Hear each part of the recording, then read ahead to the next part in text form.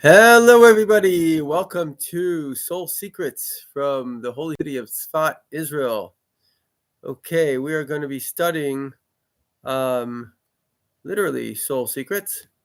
And these are secrets given to us by the Lubavitch Rebbe. The Lubavitch Rebbe is one of our greatest saints that ever existed. And we're really happy to start the series on the talks of the Rebbe. And I'm going to be reading it in the original, and then you are welcome to join. Most of you probably understand English, so you can join in, obviously, on the English side. Der Shabbos hat man verendigt im Achter. Now, remember, the Rebbe spoke mainly on Shabbos, so this speech is actually a speech that he gave on Shabbos Parshas Shemini. This coming up Shabbos is Parshas Shemini, the Torah portion of Shemini, and it's a similar kind of parallel because it was also the Shabbos that blesses the month of Iyar. And so this is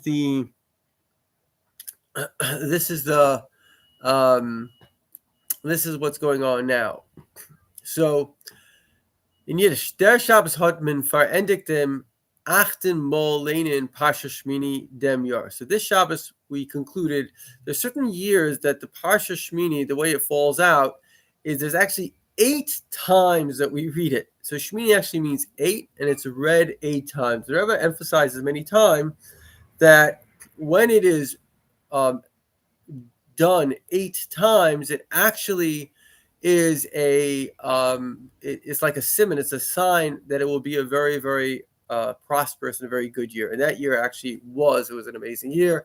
1991, I remember it. We had the Gulf War, and we had the miracles. We had Jews coming out of Russia. It was like just this incredible year of miracles. So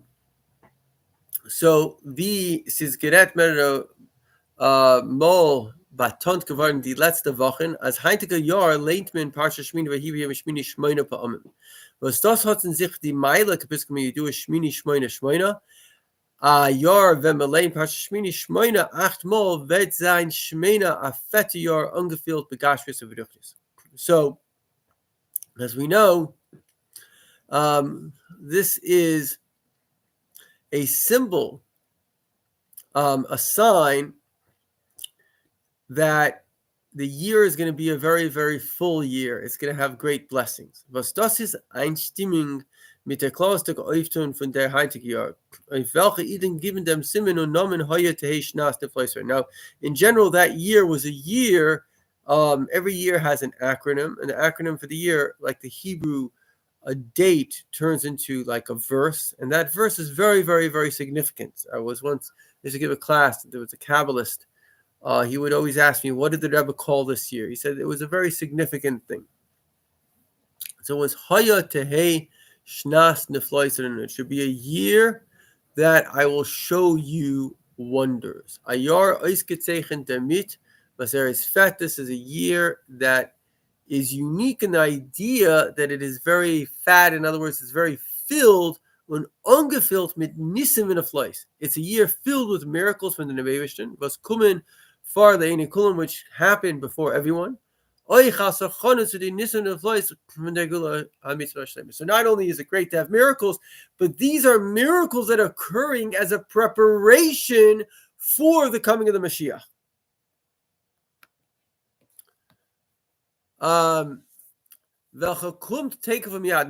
Mashiach is coming very soon. As we left Egypt, so will I show you wonders. We get that and feel more as we've spoken about many times throughout this year, especially in the month of Nisan, Meloshin Nes Nisan. The word Nisan itself is the word for a miracle, Nes, and Nisan has 2 nuns. It shows miracles upon miracles. That's what we're entering into a dimension of miracle upon miracles. In fact, the Rebbe says something interesting, that when Mashiach comes, and in a way, spiritually, we're there already, we will literally be in a situation where we will kind of not be surprised by miracles. Our whole life will be so filled with miracles that miracles will actually be normal to us. Dazu in der Shabbos euch, der erste Shabbos nach Pesach, wenn wir heute und sagen und lernen in Pirkei Avos B'Shana Zu, because Batsa Shebein Pesach Vatzeres, unheibindig from Moshe Kibul Torah Sinai. Now, something else happened that Shabbos, and it's going to happen this Shabbos as well. The first Shabbos after Pesach, we begin with what's called the learning of Pirkei Avos every week, because we're going to the summer months and people can act up in the summer. So we start reading the ethics of our fathers to learn what is right, learn what is ethical behavior, etc. Der letzte Shabbos von Chodesh Nisan Hayar Shnaser in the place, and Nochmer the Siyum von Chodesh Nisan as Hakol Hilachacher Chitum. Varum der Shabbos is Erev Rosh Chodesh Iyar Machar Chodesh. So I'm not sure if it works out the same this year, but that year the way it worked out was the day after Shabbos was actually Chodesh, the new Rosh Chodesh, the new month. Der Siyum von der Zweite Fuller Woch von Sfiras. I mean, this actually is going to happen as well, because, actually not completely,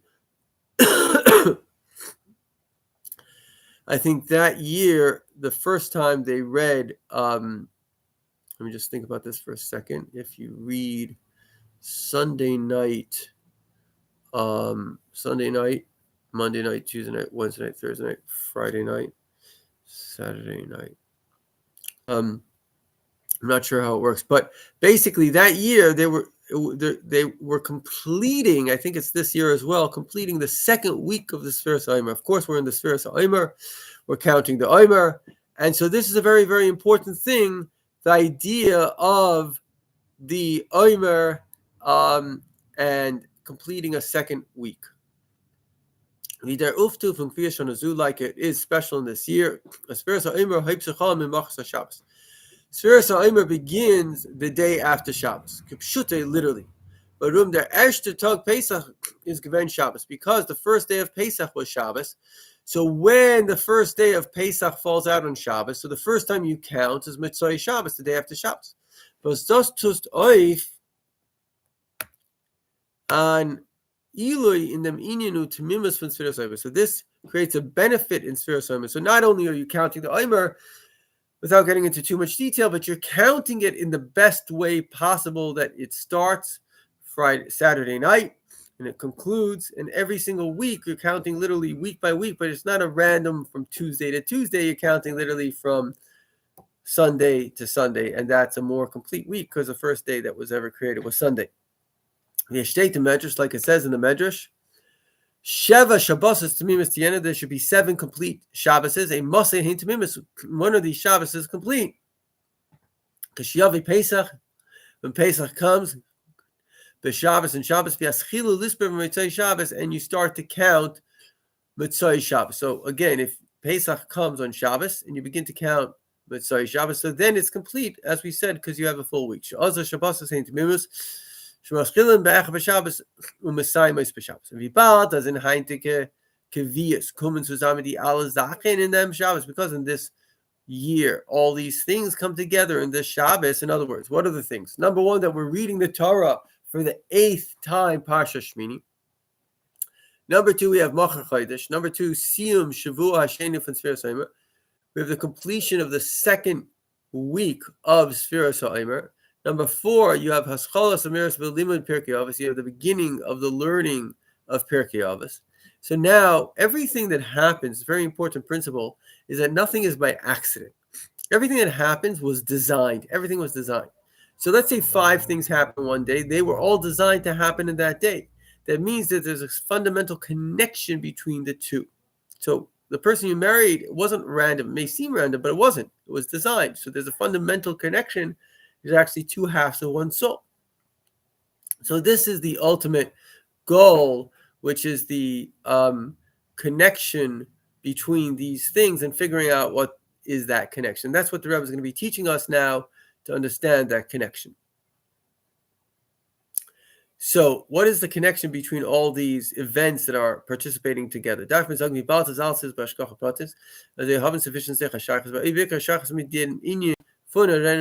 And most importantly, they're all connected to the year of Aren of Flies, that God is showing us miracles, and not only miracles that are heralding in the coming of the Mashiach. Der Ili von Shemini Shmeina Shmeina Vater Bar. We have to understand what is so great about the fact that we read Parshas Shemini 8 times. Shemini is Oich Maloshin Shemini. Ki du der Pish in B'yom Shemini it says, und sein de Kaparsha B'Torah. Von welcher es wird nimshach ahira nesinas koyach. Excuse me. Auf kol hashana. Es verstandig, als von Kriya Parsha Shemini I feel in ein mol wird nimshach shmeina fet kayakosha. Now, every single Torah portion, whenever you read a Torah portion, you're automatically going to be bringing that energy. In Judaism, see, the difference between how we look at the world and, I guess if you want to call it Jewish mysticism, is we look at the world in a very structured way. Okay, this is this, and that. But from the Jewish mystical perspective, it's actually all energy equals matter. That means matter is energy. So it's not so much about where you are, it's about the energy that you're connecting to. And right in this moment, I met this guy today, interesting character. But I guess, I don't know, he liked me and he wanted to talk. So he's like, oh, you believe in God? I don't believe in God. So in other words, he was just connecting in some way. He's like, where are you going to find God? You want to find God? You got to go to Mount Sinai. But the truth is that you can find God anywhere because everywhere God is there. It's just a question, are you there? Are you connecting, right? Even if you think about your son and you're far away, you evoke your love for your son. Wherever you are, you can connect emotionally to a location. If you don't connect, that means you didn't choose to connect, but you can connect if you wish to connect. Often in life, unfortunately, we're connected to the wrong things. And a lot of us are not cognizant of this. And it's a very, very important fact. I'm going to take a moment to discuss it, which is being connected to the wrong things. So a person that's a drug addict, he's connected, but he's connected to the wrong thing. And now, there are things that you can connect to that we say, remove the satan from before us and from after us. So you can be connected to kind of the things that are positive in life, and you can be connected to things that are, God forbid, also negative. And that's a very interesting thing. That's a negative connection. Now I want you to take a moment and think about, what are your negative connections? Are you connected to somebody because you're afraid of them? That's a negative connection. Often, sometimes people have shame and they're afraid of all people. That's a negative connection. You shouldn't be afraid of anyone or anything. So what are your negative connections? Hate certainly is a connection. If one person hates another person, that means that they're connected to them. Usually they're upset. Maybe they think that they're better than them, and subconsciously they think the other person, like Snow White, mirror, mirror on the wall, who's the fairest one of all? So she was a negative connection. She hated Snow White because she felt that she was better than Snow White, and Snow White was stealing her limelight. Or you could be angry at someone. Maybe they insulted you. But again, that's a negative connection. So we want to get rid of all of our connections that are not helping us, that are not good for us. There are bad connections, things that I'm attracted to that might give me pleasure or something, or maybe even a person that I'm attracted to, and that person is actually just, excuse my French, a pain in the butt. The guy or whatever is just making my life miserable. So that's a negative connection. You need to get rid of that connection. Then you have, like we said, negative connections of the real negative nature, whether it's fear or hate. So you can have negative connections in terms of, let's say, lust or things that give you pleasure, like drugs, but those are negative connections because you don't want those connections. Then you have negative connections in the realm of things that are actually really bad, but you're connected to it either because you're afraid of it, so you're acquiescing. When you have fear, you acquiesce, or you're connected because you hate it. Again, these are really bad connections to have. So we're going to do a little meditation to help you get rid of these connections and make you do the right connection, because there's good connections to have as well. So with God's help, this meditation will bring about this result. So close your eyes, not if you're driving, please, and take a deep breath. And just imagine for a moment God, just pure light and love and goodness. And breathe that in. Let that fill your lungs. When you fill your lungs with the oxygen, it goes to your whole body. Let that permeate all parts of your body. And now ask yourself a question, which is, what do I love, right? Now, often when you say, what do I love, that's actually a negative connection because you're not saying who I love. It's good to love people, but it's not good to love things because that's a connection. Let's say it's food. That food is there to help you. It's not there to be loved, right? Or even another substance or something else that you love. Those things are only there to be of assistance, not to be an addiction. If there's anything that you're addicted to, they say, what's an addiction? Something you can't stop. If there's something that you can't stop, you can't go cold turkey off that thing, then that means you're addicted to it. So you got to stop. You got to let go, take that desire. And one of the ways you get rid of desire is you imagine it filled with like excrement or diarrhea. Connect those two things, and then you kind of get disgusted by it. Then you separate yourself from it. And then let's now work on negative connections that we fear. Now I'm going to use, who do you fear? Because often we fear people. Now we don't want to be in a state of fear. Imagine yourself in a submarine and you're totally protected. Nobody can penetrate your armor. You're fine. Nobody can penetrate whatever anyone's going to say. It's not going to penetrate. And we also have to think about, what do I fear? And if you fear something, you have to ask yourself, is it healthy to fear that? Maybe it's a bad thing for you, then it's healthy. But is it unhealthy to fear it? And if it's unhealthy to fear it, then you want to stop. And if it's healthy to fear it, then in fact you want to continue. You want to maybe even increase it. Look at the thing as disgusting, and so you don't want that anymore. And then last but not least, you have to think, what do I hate or who do I hate? Because if you have hate, that's a very negative connection, unless it's hatred towards Amalek, evil that wants to destroy the Jewish people, in fact, the whole world. So you have to ask yourself, who do I hate? And if you have a hatred to someone, you've got to get rid of that hatred. Ask God, please God, take away that hatred from my heart.